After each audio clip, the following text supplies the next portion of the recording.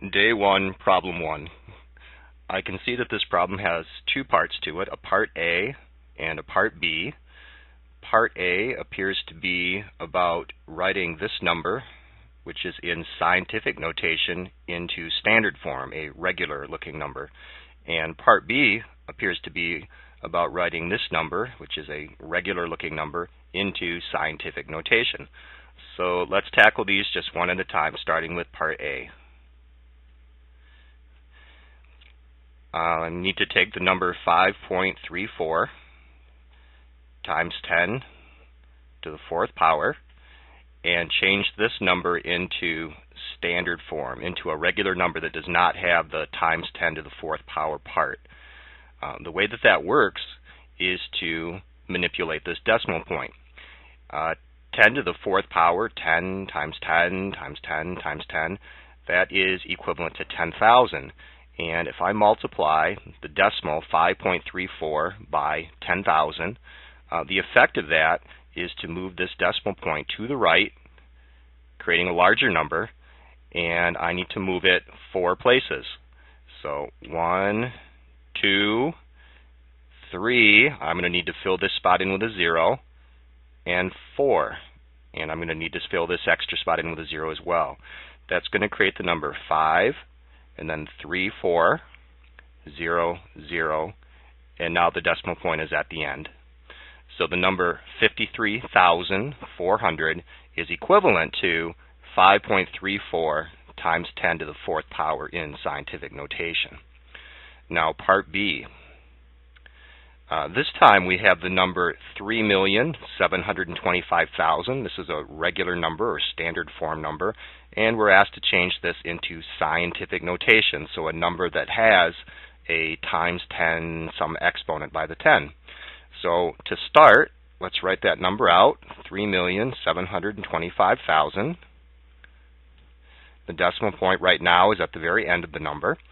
And to change it to scientific notation, I just need to remember a key fact about scientific notation, which is that only one digit, in this case only the digit 3, can be in front of the decimal point. Now right now there's all sorts of numbers in front of that decimal point. But if we move the decimal point so that it's right here, then there will only be one number, the 3, in front of that decimal point. Now as we move that decimal point, we're going to count how many spots we move it, because that number is going to end up being an exponent on the 10, as this one earlier had an exponent on the 10. So let's count these. 1, 2, 3, 4, 5, 6. 6 spots.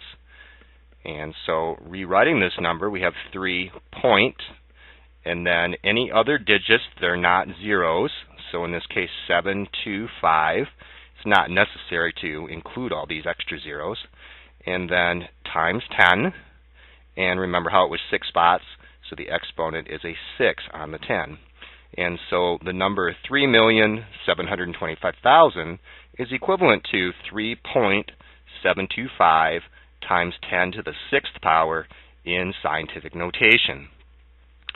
All right, on to Day 1, Problem 2. This time there's also a Part A and a Part B, and I noticed that what this problem appears to be about, solve the equation, and then here's an equation, is about solving an equation, in this case for the variable n. We want to figure out what the variable n is equal to. Maybe it's n is equal to 5, or n is equal to -2, whatever n is equal to. And then Part B, check our solution. So we find some answer we think is the right answer for n, and we can substitute that into this math problem and see if it truly works. So again, let's tackle these one at a time. So Part A, start by writing out that equation. 6n subtract 1 is equal to 4n subtract 5. Now to help me keep the left side of the equation separate from the right side of the equation, I'm going to draw a line downwards through that equal symbol.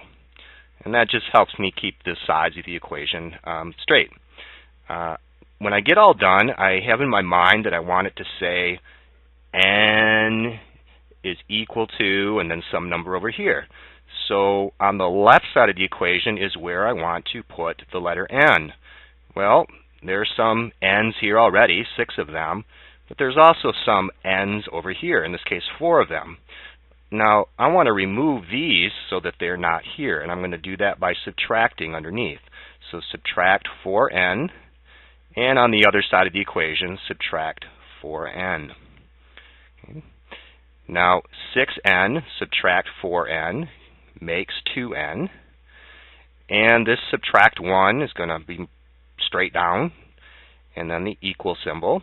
Now 4n subtract 4n makes 0n, or just 0 right here, 0 right here. And this minus 5 can be brought straight down, so minus 5. Okay. So at this point in time, I've changed the equation. 6n subtract 1 is equal to 4n subtract 5 to a smaller equation. 2n subtract 1 is equal to negative 5. Okay, again, I'm trying to get this letter n alone, so let's keep removing numbers until it's alone.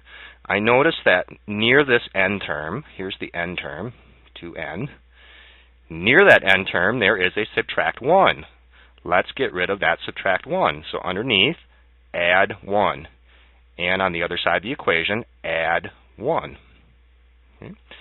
The 2n can be brought straight down. And negative 1, add 1, creates 0. So right in this position, there's kind of like a 0 right there. And then equals, and then over here on the right side of the equation, negative 5 plus 1, that is negative 4. We're getting there. We've got this equation much smaller looking now. Started with this, pretty complex, and now it only looks like 2n is equal to negative 4. So another step, and we'll get that n alone. So right now it says 2 times n. Let's remove the timesing by 2 by dividing underneath. So divide by 2. And on this side of the equation, divide by 2. 2 divided by 2 creates 1n equals, and negative 4 divided by 2 is negative 2. And so 1n, that's just the same thing as n, is equal to negative 2. Here's the answer that we think is right for n. That's handles part A, right? Solve the equation. We think that n is equal to negative 2. And now part B, check your solution. So let's tackle that. Part B. Right. To check a solution, we can take the number that we think is correct and substitute it into the original equation. So where the letter n is, we think that's negative 2. And over here as well, where that letter n is, we think that that is negative 2. So let's substitute in there. 6, and then negative 2, and then subtract 1, equals 4, and then again we're going to put negative 2 for that n, so 4 times negative 2, and then subtract 5. Now, when we work these out, does this part, right, the left side of the equation, truly equal to this part, which is the right side of the equation? And if they are equal, we know that our answer checks, that n does equal to negative 2. So 6 times negative 2 is negative 12, and then there's the subtract 1, equals, and over on this side, 4 times negative 2, that is negative 8, subtract 5.